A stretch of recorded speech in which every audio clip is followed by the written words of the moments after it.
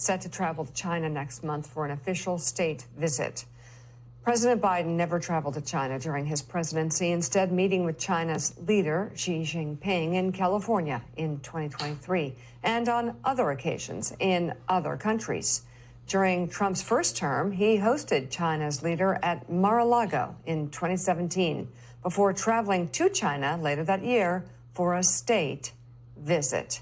Joining us now, fellow at Stanford University's Hoover Institution, Eyck Freymann. He's the author of the new book, Defending Taiwan, a strategy to prevent war with China. Thank you so much for being on the show this morning. Congratulations on the book. Talk about defending Taiwan. Where does that possibility stand right now?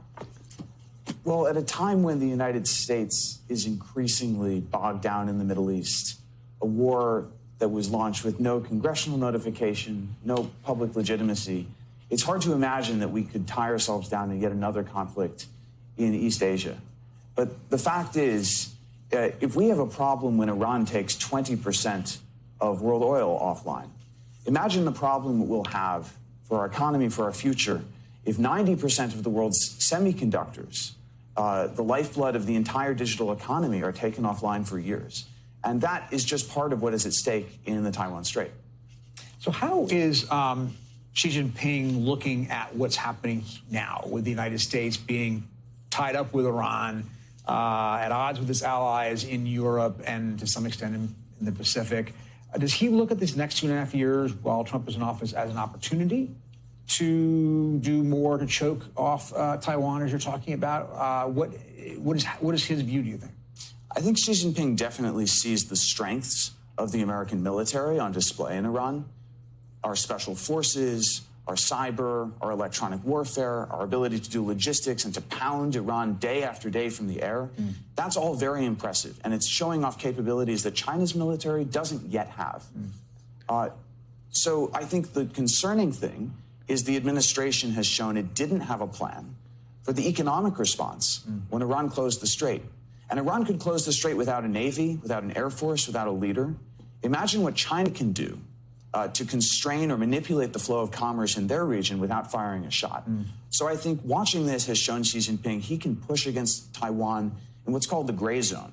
He can squeeze the flow of commerce, and he can use that to put pressure on the United States and to push Trump to the negotiating table.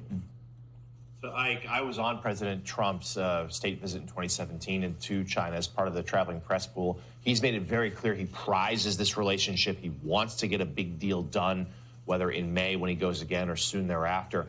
Are there things that, you know, the title of the book is To Prevent the War with China. Are there things that this president or perhaps his successor could do economically, diplomatically, militarily to try to ward off this conflict from ever occurring?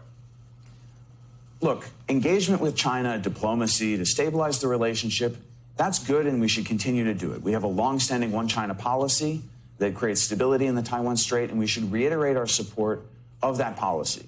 Unfortunately, China has put this administration on the back foot by showing that by weaponizing economic choke points, they can threaten the United States with industrial shutoffs or even a recession.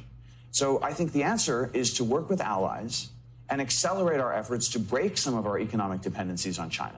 That is the leverage that they will push on to make us, when we go to the edge, think we don't want to go over the edge. All right, the book is Defending Taiwan, a strategy to prevent war with China. Author and fellow at Stanford University's Hoover Institution, Eyck Freymann, thank you very much for coming on the show this morning. And Chief White House Correspondent for the New York Times, Peter Baker, thank you as well.